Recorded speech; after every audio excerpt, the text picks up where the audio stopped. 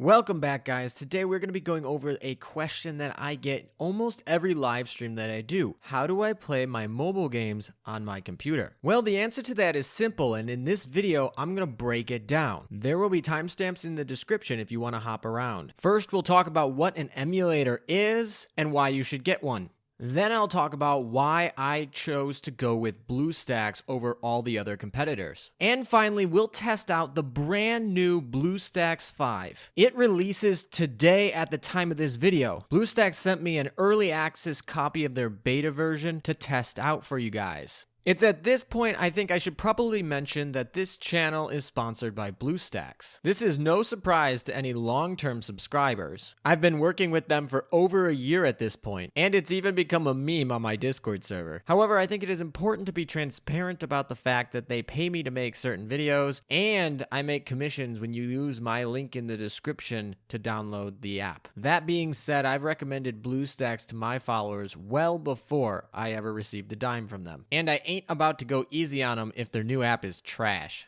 So, what is an Android emulator? Well, it is an application that allows devices that aren't a mobile phone to run the operating system of Android and the applications that need that operating system to function. BlueStacks is exactly that, and it works on your PC. And so that is why you can play your mobile games on your computer using BlueStacks. So why would you care to have an emulator like this? Well, oftentimes your PC will have more resources to handle more demanding games than your mobile device. If you want to record footage or stream the game, it makes it a lot easier to do so when it's on your computer. It also serves as a great way to back up your games in case you lose your phone. There are many tools like macros and multi-instancing that can make your gaming experience better than if you were playing that mobile game on an actual phone. Developers can use it to easily test their mobile apps right on their computer, and the nature of virtualization does provide a level of protection. So if I convinced you to get an emulator, which one should you get? Well, honestly, whether or not you get BlueStacks or a competitor, I have to recommend that anyone with an Android phone should get one. And man oh man is the field crowded. So unless you have the technical skills to build your own using VirtualBox or something, which in that case, why are you watching this video? I'm going to make it easy for you and narrow it down to the 3 best free emulators: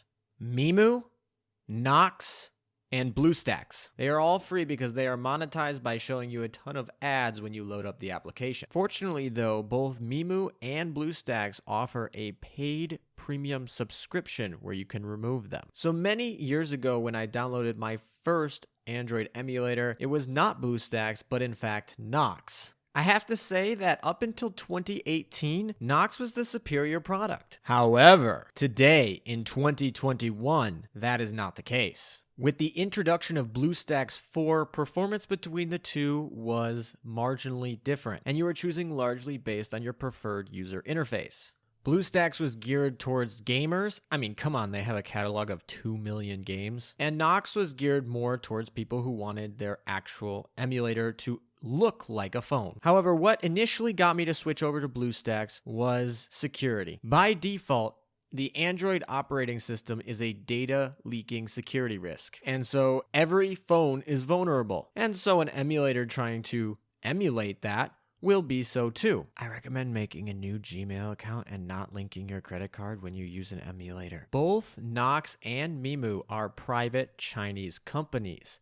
They are subject to Chinese surveillance law, and that includes backdoor encryption keys to the logs. Now, BlueStacks is an American company based out of California, and while government subpoenas do exist, you are protected by the Fourth Amendment. Additionally, while BlueStacks does monetize via targeted advertising, they are still subject to California's data privacy laws. And if you were ever in doubt about the integrity of their company, let me tell you about an experience that I had with Nox. In addition to advertising, Nox goes above and beyond to monetize their application. They bundle other apps with the installation, meaning that if you don't manually set up the install, you'll get a bunch of bloatware you don't want. We call these potentially unwanted programs or PUPs. These are things like intrusive advertising that you may want, but 99% of people don't want. Not technically a virus, although Nox has also had issues being hacked and having viruses inserted into it last year. When a bunch of of customers complained that they didn't want these pups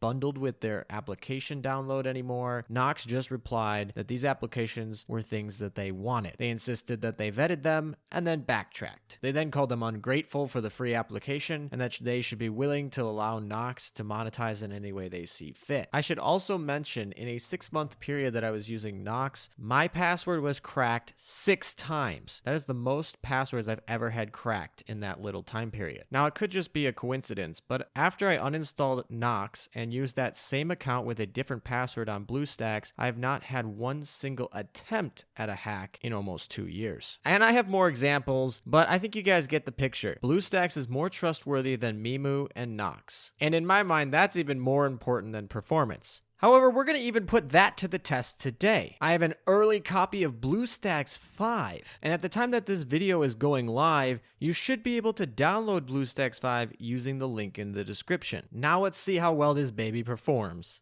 Alright, so here we are at the laptop, and if you use the link in the description, you can download BlueStacks, or you can go to their website as well, and it will download this file right here. I'm going to cancel it because I already have the file sent in here.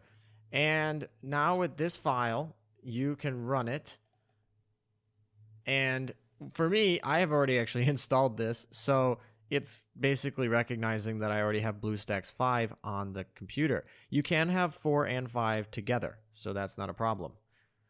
I'm going to just launch it instead of reinstalling it because I spent a little bit of time setting it up. It launches pretty quickly, actually.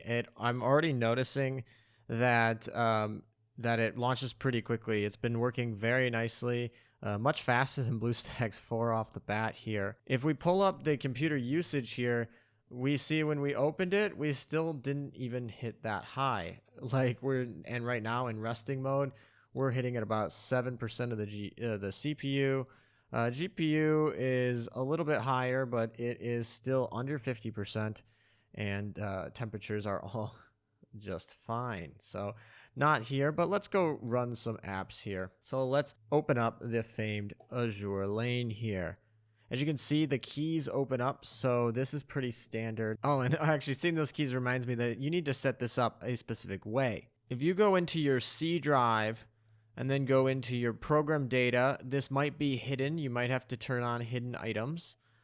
And then if you go into program data, and then you go into BlueStacks is the old one, and BlueStacks Arbica right now is the BlueStacks 5. So what we have to do is we just have to pull our settings out of here, in which we can go into, I think it's engine, user data, input mapper, user files, this one. So these are my input keys that I use. I can just copy that, and then we're going to go back to the BlueStacks Arbica, which is BlueStacks 5. We'll go through the same pattern. It should look identical. Input mapper, user files, and then you just paste it here. The reason it's here is because I've already done it. So yeah. And that is why when this loaded up, we actually see the keys that I use already to fight in Azure lane. So in terms of what we're doing in processing, like our CPU didn't jump literally at all, even with the game going.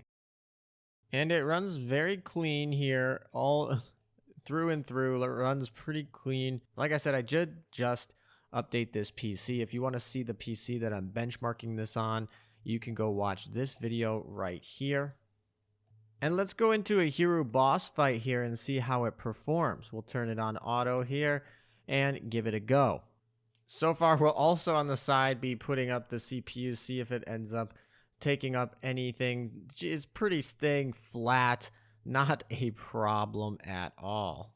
So it held up pretty well here. A lot of the controls are the same, but one of the UIs that I like that got improved is it looks more like a phone when we have apps where we can use multiple instances. Instead of having little tabs at the top, that just didn't really make sense. We can go back home or open back our apps. Feels more nice. We have our screenshot and our APEC loader just like normal in BlueStacks 4. We have our open media folder, which takes you directly to the BlueStacks folder, which is nice. We can rotate our camera if we really want to. We have additional settings like the eco mode. This eco mode is really nice. So if we turn it on, let's see if we can see any performance. We can see the CPU is being used less. a little bit there on the drop, and we're fighting here at basically 5 frames per second and no sound. This is so if you want to run something else in the background but don't want to close that down the app, then you can run in the background. This is actually probably better in BlueStacks 4 where it takes a long time to load up. This one loads up really quickly, as you saw a little bit earlier. So, but it is nice to have eco mode. I think that's a pretty neat feature myself. We have our macro manager. This is really cool. So if we want to have like, we want you to tap here and then tap back, and then that's like the recording for the macro, and then we will stop it, and now we will play the macro, and it will just run this macro here. And we can turn on the duration as well as the playback speed, and we can do infinitely looping so that it will just continue to do this loop. And we'll keep going back and forth. According to BlueStacks themselves, they put 100,000 engineering man-hours into developing BlueStacks 5, and it performs 40% faster than BlueStacks 4. Let's see if we can get the multi-instances to work here. We open this up so that we can have multiple instances of BlueStacks. You can make tons of these. This is if you want to make, like, let's say 5 different accounts on 5 different servers. You can play them all at the same time. Let's start up the second one, and it's obviously a little bit big here. And now we can have 2 instances running. This is like we have literally 2 phones. And look how fast it loads up. And this is after running the first BlueStacks. So now we have 2 phones, and we're still not even using 25% of the CPU and not even half of the GPU. And we're running 2 phones. So that's pretty neat here. So any of you guys who have alt accounts here should be able to play both now without any issues. In mobile gacha games, when comparing with Nox and Mimu's performance, BlueStacks averages about eating 9% of the CPU, while Nox eats 12 and Mimu eats 10. So now BlueStacks not only has the ability to be the most trustworthy emulator out there, it actually is the best performing in terms of BlueStacks 5. So I would recommend that if you want to play mobile games on your PC on an off chance, that you should download BlueStacks. It's completely free. There's a link in the description if you do. Thank you guys for watching this video. I'll probably be streaming on BlueStacks 5 going forward. Subscribe to the channel if you want to know and get notified when I will be streaming.